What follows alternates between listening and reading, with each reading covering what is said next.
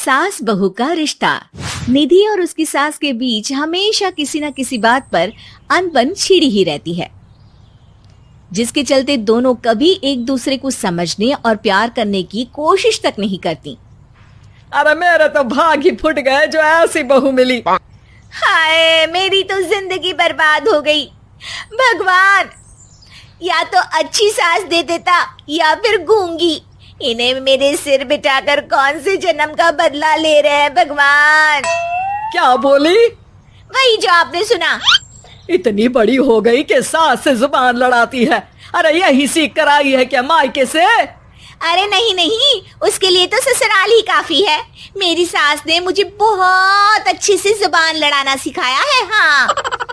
सास बहू की तीखी नोक झोंक चल ही रही होती है कि दीपू वहां आ जाता है।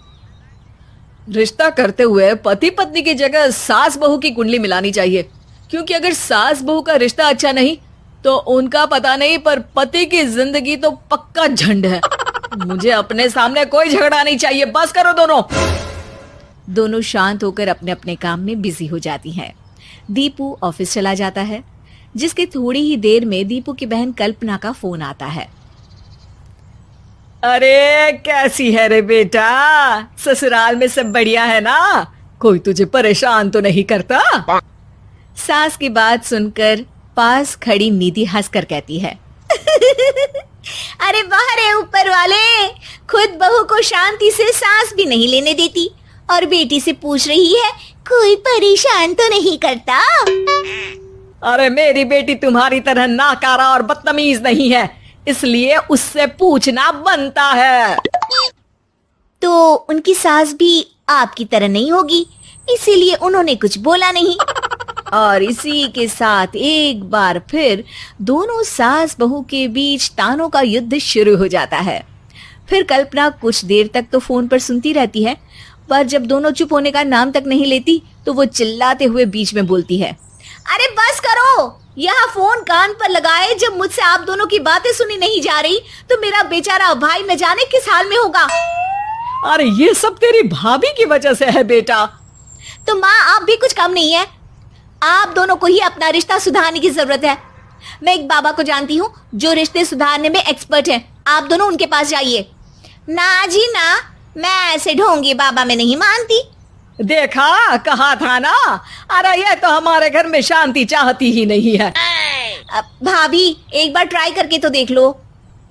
इस पर निधि मान जाती है और अगले ही दिन दीपू के ऑफिस जाने के बाद दोनों बाबा के पास पहुंच जाती हैं। सास बहू के बीच रिश्ता कुछ ज्यादा खास नहीं है। हर समय तू मैं चलती रहती है। हाँ जी हाँ, बिल्कुल सही। आप तो बहुत ज्ञानी है बाबा जी। तो उपाय सुनो। बहू को साफ और सच्चे मन के साथ सास को 12 लाल और 12 हरी चूड़ियां भेंट करनी है। मतभेद अपने आप कम हो जाएंगे। बाबा का उपाय सुन अगले दिन निधि सास को चूड़ियां भेंट कर देती है, लेकिन इससे भी उन दोनों के बीच कुछ सही नहीं होता। अरे पक्का इसने ही किलस कर चूड़ियां दी होंगी, तभी कुछ नहीं हुआ। दोनों दोबारा बाबा के पास जाती हैं। कुछ नहीं होता। तो दूसरा उपाय सुनो। सुबह सूरज निकलने से पहले ही घर की सफाई कर सारा कूड़ा घर से बाहर कर ठंडे पानी से स्नान करना है। इससे दोनों के बीच रिश्ते अच्छे हो जाएंगे। अरे इतनी जल्दी मम्मी जी ही उठ सकती हैं? ये आपको ही करना पड़ेगा। मैं अकेली तो लड़ाइयाँ नहीं करती ना। बाबा का उपाय मानते हुए अगली सुबह से सास जल्दी उठ सूरज निकलने से पहले घर की सफाई कर ठंडे पानी से नहाने लगती है। ये सब कुछ दिन तक चलता है, जिससे अभी भी दोनों के रिश्ते तो नहीं सुधरते, पर सास की तबीयत खराब होने लगती है। अब लगता है आपने मन से काम नहीं किया होगा, तभी तो रिश्ता वैसा का वैसा पड़ा है और तबीयत खराब हो गई। अरे सही कहती थी तुम। कल मुहा ढोंगी बाबा। देर आए पर दुरुस्त आए। चलो आराम करो अब निधि बाकी काम छोड़ सास की सेवा करने लगती है। अपनी पत्नी और माँ में ऐसा बदलाव देख दीपू बिल्कुल हैरान रह जाता है। अरे कहीं बाबा ने कोई जादू टोना तो नहीं कर दिया? मेरी माँ और पत्नी इतना घुल मिल कर तो नहीं रहती। ओहो, सरकज़म। बस बस, अब जाओ और अपना काम खुद कर लो, मुझे मम्मी जी का ख्याल रखना है। निधि की बात सुन हैरान दीपू बस उन्हें देखता रह जाता है और निधि सास का ध्यान रखने में लगी रहती है। इसी तरह दिन बीतते हैं और निधि आधे से ज्यादा समय सास के साथ बिताने लगती है, जिस वजह से उन दोनों का रिश्ता पहले से अच्छा होने लगता है और वो एक दूसरे को समझने लगती है। बहू, मैं सोचती हूँ एक बार उसे ढोंगी बाबा के पास जाना चाहिए, उसे सबक सिखाने के लिए। अरे पर मम्मी जी, उसकी क्या जरूरत है, हमारे घर में सब ठीक है, फिर वो कुछ भी करे, हमें उससे क्या। दोनों के बीच ये बात हो ही रही होती है कि तभी बाबा कल्पना के साथ उनके घर आ जाते हैं। माँ, बाबा आप दोनों से मिलना चाहते थे, इसलिए मैं उन्हें यहाँ ले आई। अरे पर हमें इस ढोंगी बाबा से नहीं मिलना। हाँ, मेरी बहू बिल्कुल सही कह रही है। जो कुछ समय पहले एक दूसरे को मारने को चलती थी, आज एक ही लय में बात कर रही है। आपको अपने रिश्ते के लिए किसी बाबा के नहीं, अपने आप की जरूरत होती है। रिश्ता सुधारने के लिए जरूरी है कि सास बहू को अपनी बेटी और बहू सास को अपनी माँ जैसा समझे और प्यार दे। उपाय तो बस एक तरीका है लोगों को समझाने का कि असली उपाय उनके पास ही है, आपको बस उन्हें समझना है। सास बनने की ट्रेनिंग। सुधा के बेटे की शादी होने वाली थी और वो इतनी एक्साइटेड थी कि आज मैं ऊपर आसमान नीचे, आज मैं आगे जमाना है पीछे। अरे हाँ हाँ भाग्यवान, तू सबसे आगे ही है। लेकिन हुआ क्या है? सास बनने वाली हूँ मैं। अरे घर में एक नया सदस्य आ जाएगा, कितना अच्छा लगेगा ना। आप और राहुल तो ऑफिस चले जाते थे और मैं पागल की तरह घर में अकेली। अब तो मेरा साथ देने वाली आ रही है इस घर में। बहुत बहुत बहुत खुश हूँ मैं। ओहो, ठीक है बेगम, लेकिन अपनी खुशी को लगाम लगा कर रखो। क्या पता कैसी आए, तुम्हारा साथ देने वाली आए या फिर ऐसी आ जाए जो तुम्हारी शक्ल देखना भी पसंद ना करती हो। ऐसा क्यों बोल रहे हैं जी? शुभ नहीं बोल सकते तो अशुभ तो ना बोले। अच्छा जल्दी से तैयार हो जाओ, चांदनी चौक जाना है शादी की शॉपिंग के लिए। हाँ हाँ, थोड़ी सुबह तो हो जाने दो, दुकानें बाजार खुल तो जाए। तुम सच में ना पागल हो गई हो बहू के आने की खुशी में। बेटा माँ की हरकतें देख रहा था। वो सारी बात फोन पर अपनी होने वाली बीवी राशि को बताता है। फिर पता है क्या हुआ? माँ ना सुबह 6 बजे ही पापा को चांदनी चौक जाने को कहने लगी। दूसरी तरफ राशि कहती है, अरे वाह, ये तो बहुत अच्छी बात है ना। सास इतना सोचने वाली मिल रही है, और क्या चाहिए।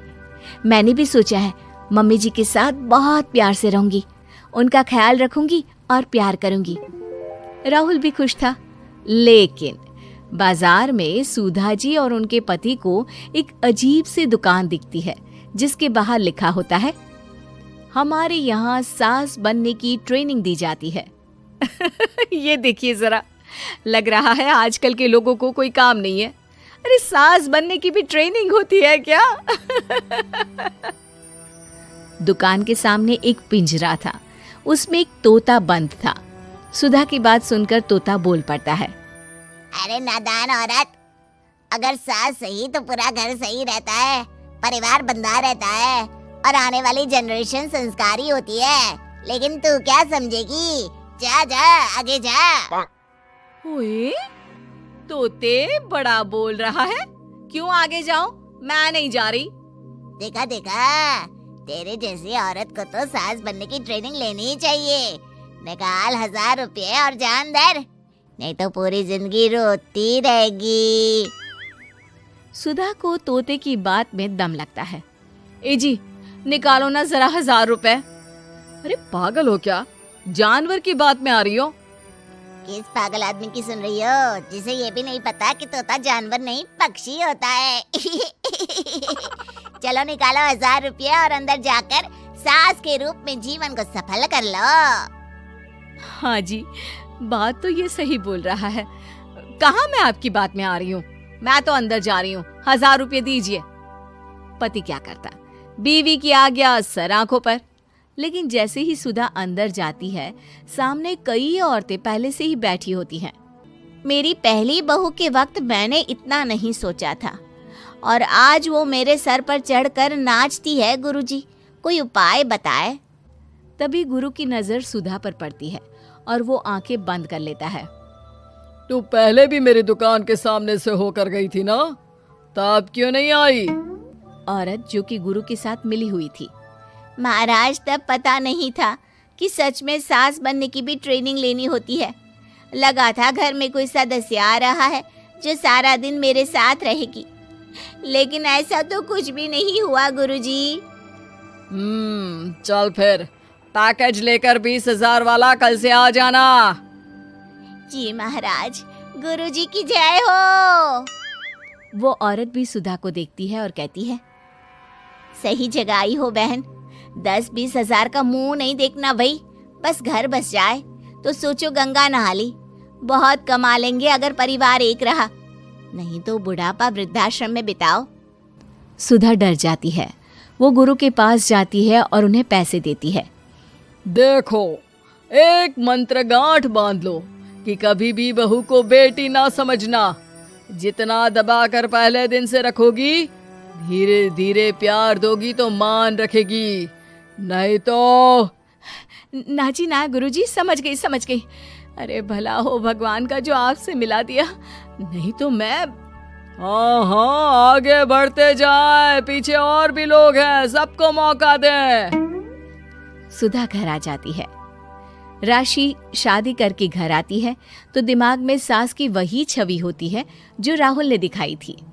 देखो राशि, मैंने काम वाली हटा दी है।